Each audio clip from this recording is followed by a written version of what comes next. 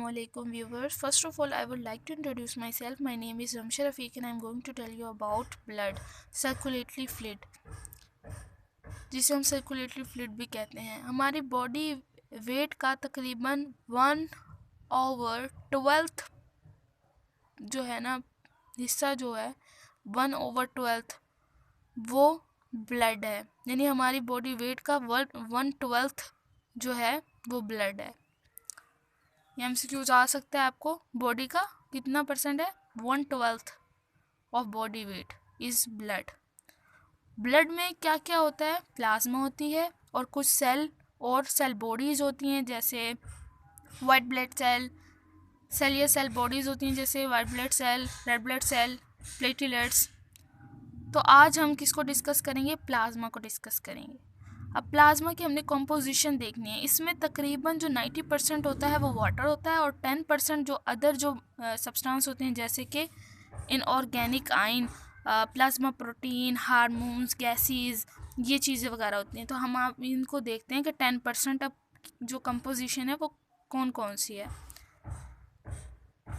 Inorganic ion या mineral ion एक ही बात है। इनऑर्गेनिक आयन को मिनरल आयन भी कह देते हैं। ये 0.9% है, ठीक है। जैसे NaCl वगैरह ये 0.9% है।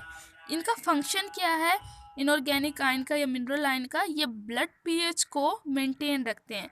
ब्लड पीएच क्या है, 7.4 है। ब्लड की पीएच कितनी होती है, 7.4 है। ये बेसिक पीएच है ब्लड की, 7.4।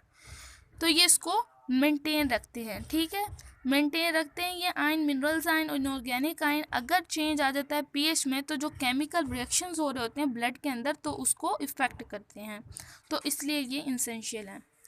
प्लाज्मा प्रोटीन तकरीबन 7 से 9% जो है वो जो है प्लाज्मा का पोर्शन बनाते हैं। 7 से 9%, जो 10 है ना आउट ऑफ 100, 90 तो वाटर में बन गया प्लाज्मा का, 90% तो प्लाज्मा का वाटर होता है और 10% में जो है वो ये इनऑर्गेनिक आयन थे 0.9%, और 7 से 9% अब प्लाज्मा की प्रोटीन है। इन प्रोटीन में आगे है जैसे like protein synthesis in liver में जो प्रोटीन सिंथेसिस होती है, जैसे उनका नाम है ग्लोबिन, उनको हम इम्यूनोग्लोबिन भी कहते हैं, क्योंकि ये एंटीबॉडीज़ होती हैं, एंटीजन के खिलाफ बनती हैं। और इनको कौन प्रोड्यूस करता है, लिम्फोसाइट सेल्स होते हैं, वाइट ब्लड सेल इनको बनाते हैं। और फिर लिम्फोसाइट इसको बनाते हैं और ये फिर कहाँ पास कर दी जाती है, प्लाज्मा में भेज दी जाती है। तो इस तरह जो लीवर में प्रोटीन बन रही है ग्लोबिन, जिसे इम्यूनोग्लोबिन कहा, वो क्या है, वो एंटीबॉडी है और एंटीजन के खिलाफ क्या करती है, प्रोटेक्शन प्रोवाइड करती है। और ये लिम्फोसाइट सेल बनाते हैं और ये हमारी इम्यूनिटी को डिफेंस करती है, बॉडी डिफेंस के लिए इम्पोर्टेंट है। इस तरह और प्रोटीन है prothrombin, act as an catalyst blood clotting protein. Blood clotting protein process के लिए ये क्या होता है, कैटलिस्ट के तौर पे एक्ट करती है, यानी ब्लड क्लोटिंग का जो प्रोसेस है उसको स्टिमुलेट करवाएगी। प्रोथ्रोबिन, क्या नाम है इसका, प्रोथ्रोबिन। दूसरा है fibrinogen, take part blood clotting protein. ये भी एक तरह की प्रोटीन है जो कि ब्लड क्लोटिंग में पार्टिसिपेट करती है, फेब्रोजिन। तो ये प्लाज्मा की प्रोटीन है फेब्रोजिन, प्रोथ्रोबिन और इम्यूनोग्लोबिन, जिन्हें एंटीबॉडीज़ भी कहा जाता है। ये प्लाज्मा की प्रोटीन है जो कि प्लाज्मा का 7 से 9% बनाती हैं। फेब्रोजन का काम ब्लड क्लोटिंग में था, प्रोथ्रोम्बिन का काम था कैटलिस्ट करता है ये ब्लड क्लोटिंग प्रोसेस को, और इम्यूनोग्लोबिन जो लीवर में बन रही थी वो एंटीबॉडीज़ का फंक्शन परफॉर्म कर रही हैं, लिम्फोसाइट बनाते हैं। ऑर्गेनिक न्यूट्रिएंट्स भी कुछ होते हैं प्लाज्मा में, जैसे कि glucose, fat, phospholipid, amino acid and lactic acid, ठीक है। तो ये सारी चीज़ें कहाँ से आती हैं, ये स्मॉल इंटेस्टाइन में जहाँ अब्जॉर्प्शन हो रही होती है ना पार्टिकल की, वहाँ से स्मॉल इंटेस्टाइन में जब अब्जॉर्प्शन हो रही होती है ना फूड के अंदर, ब्लड के अंदर पार्टिकल्स की, वहाँ से आती हैं ये। लैक्टिक एसिड जो है, ये जो ग्लाइकोलाइसिस जो हो रही होती है मसल्स के अंदर, उसके रिजल्ट में मिलती है, यानी मसल्स के अंदर जो ग्लाइकोलाइसिस आ रही है उसके रिजल्ट में लैक्टिक एसिड मिली और फिर वो ब्लड को ट्रांसफ़र कर दी जाती है और ब्लड से लीवर को दी जाती है। फिर लीवर उसको एक्सट्रेट जो एलिमिनेट करेगा। कोलेस्ट्रॉल जो है, जो कोलेस्ट्रॉल जो बन रहा है ये भी ऑर्गेनिक न्यूट्रिएंट है। इसको क्या करते हैं, ये इसका इसेंशियल फंक्शन, ये जो स्टेरॉयड हार्मोन होते हैं, एड्रीनल हार्मोन सारे एड्रीनल कॉर्टेक्स के जो सारे हार्मोन हैं वो स्टेरॉयड हैं, तो उन सबको बनाने के लिए कोलेस्ट्रॉल जो ऑर्गेनिक न्यूट्रिएंट है ये काम करता है, यानी इसका प्रिकर्सर है, स्टेरॉयड हार्मोन बनाता है। कोलेस्ट्रॉल ऑर्गेनिक न्यूट्रिएंट है, ब्लड के अंदर, प्लाज्मा के अंदर ऑर्गेनिक न्यूट्रिएंट है, ठीक है। देन है प्लाज्मा कंटेन नाइट्रोजिनस वेस्ट।